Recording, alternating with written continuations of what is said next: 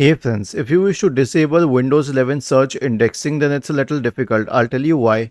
So if you right click on the start button and select settings and then go to the privacy and security tab and searching windows, we have options to rebuild the searching index, but we don't have any option to stop the the indexing process.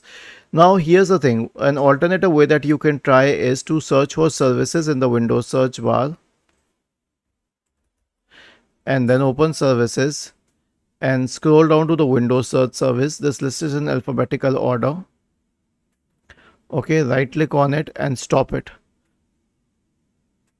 Okay, so this can stop Windows search indexing for that session, but when you restart the computer, mostly it will restart the service as well. But for that session, you can stop disable Windows search indexing using this method. Was this helpful?